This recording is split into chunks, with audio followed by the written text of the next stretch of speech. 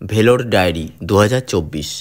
তোমরা অনেকেই লাইভে এসে ভিডিওর কমেন্ট বক্সে আমাদের কাছ থেকে জানতে চেয়েছিলে ভেলোরে গিয়ে ডক্টর কি বললো না বললো, কি হয়েছে সেই সমস্ত বিষয়। কিন্তু এইটুকুর মধ্যে, এত ছোট ভিডিওর মধ্যে সব কিছু বলা তোমাদের কাছে হয়তো সম্ভব হবে না, তাই ছোটোর উপর থেকেই তোমাদের কাছে শেয়ার করছি কি হয়েছে না হয়েছে।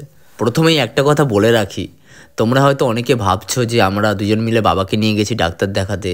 শুধু কিন্তু তাই নয়, আমরা তিনজনেই কিন্তু অসুস্থ। আমারটা হয়তো তোমরা অনেক দিন ধরে দেখছো, বিগত 1.5 বছর ধরে প্রায় সার্ভাইকাল কলার পরে ঘুরছি, কিন্তু এর পাশাপাশি লালটুও কিন্তু অসুস্থ।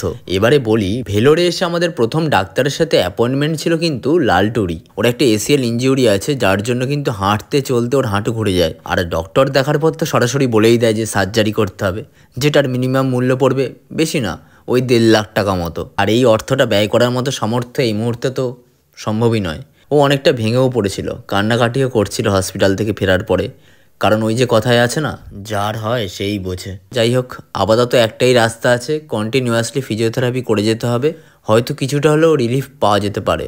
এবারে আসি আমার কথায়। আমার তো অনেক কটা ডিপার্টমেন্ট ছিল, তার মধ্যে চোখের কাজটাই আগে মিটিয়েছিলাম, কারণ ঠিকঠাক না দেখতে পেলে বাকি কাজগুলো করব কি করে, তাই না? কিছু ভুল ট্রিটমেন্ট মানে ভুল ওষুধ, আর স্বাভাবিক তার কিছু সাইড এফেক্ট, আর যার সরাসরি প্রভাব গিয়ে পড়ে চোখ আর ত্বকের উপরে। চোখ লাল হয়ে থাকা, জল কাটা, তো এটার জন্য একটা ড্রপ আর হালকা পাওয়ার চেঞ্জেসের জন্য চশমাটা বদলাতে হলো।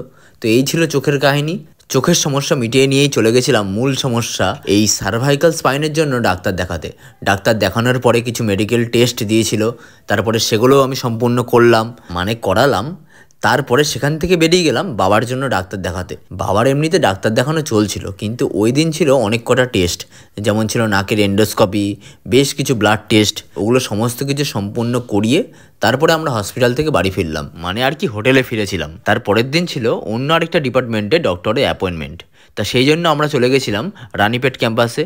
গিয়ে দেখি সেখানে রুগীর মেলা বসেছে। সত্যি কথা বলতে গেলে এই যে গ্যাস্ট্রোএন্টারোলজিস্ট যে ডিপার্টমেন্টটা আছে, এখানে এত পরিমাণে ভিড় হয়, মানে বাচ্চা থেকে বুড়ো অবধি প্রত্যেকটা মানুষের ধরতে গেলে এখন পেটের সমস্যা। আর এই দিনটাতেই ছিল রানীপেট ক্যাম্পাসে আমারও ডক্টরের অ্যাপয়েন্টমেন্ট, কিন্তু আমার অ্যাপয়েন্টমেন্ট টাইম যেহেতু ছিল বিকেলবেলার দিকে, তাই বাবার কাজটাই আগে আমরা সেরে নিয়েছিলাম। তারপরে বাবার সমস্ত কাজ সম্পন্ন করে বিকেলবেলা আমার টোকেন নম্বর আসতেই আমি চলে গেছিলাম ডাক্তার দেখাতে। আমি আশা করেছিলাম হয়তো ডাক্তার এবারে বলবে সার্ভাইকাল কলারটা খুলে ফেলতে, কিন্তু না, বললো মিনিমাম আরও 1 বছর এক্সটেন্ড করতে হবে, যেটা সত্যি কথা বলতে খুবই কষ্টকর, কারণ শীতকাল হয়তো যা হোক করে কাটিয়ে নেওয়া যাবে, কিন্তু গরমকালে এটা পড়ে থাকা বাপরে বাপ প্রচণ্ড কষ্টকর। কিন্তু কিচ্ছু করার নেই, যখন রোগ হয়েছে তখন পড়তেই হবে। তো চলো, তারপরে পরের দিন স্কিনের জন্য ব্লাড টেস্ট করিয়ে একটুখানি হালকা করে জুস টুস খেয়ে নিয়ে তারপরে কিছু মেডিসিন দিয়েছিল, যেগুলো পারচেস করে নিয়ে চলে আসি পরের দিন অন্য আরেকটা ডিপার্টমেন্টে ডক্টর দেখানোর জন্য। তারপরে ওই ডিপার্টমেন্টে আরও অনেক কটা মেডিকেল টেস্ট করতে দিয়েছিল, যেগুলো করতে হলে কিন্তু এই মাসটা পুরোটা ওখানে থাকতে হতো, আর তাছাড়া তার পাশাপাশি আরও অনেক টাকা খরচা হতো, যেটা করা এই মুহূর্তে কোনোভাবেই সম্ভব ছিল না। তো সেই জন্য কিছু আশা এবং নিরাশা বুকে নিয়েই সেখান থেকে চলে আসতে হলো। আশা এটাই, হয়তো একদিন সব ঠিক হয়ে যাবে, আর নিরাশা তো অনেকটাই। বাবার যেমন একটা কান পুরোপুরি নষ্ট হয়ে গেছে, মেশিন ছাড়া কোনো দিন আর শুনতেও পাবে না। আর আমার কথা বলতে গেলে, কবে পুরোপুরি সুস্থ হব, নিজের স্বপ্ন, পরিবারের স্বপ্ন, আরও অনেক কিছু যেগুলো প্রত্যেকটা মানুষের থেকে থাকে এই বয়সে, সেগুলো পূরণ করতে হবে, এটাই আর কি। তো চলো বাদ দাও। এরপরে আমরা গেছিলাম ইন্দোরে, তো সেখানকার ব্লগগুলো কালকে থেকে আসবে, ওটা আশা করি অনেকটাই মজাদার থাকবে।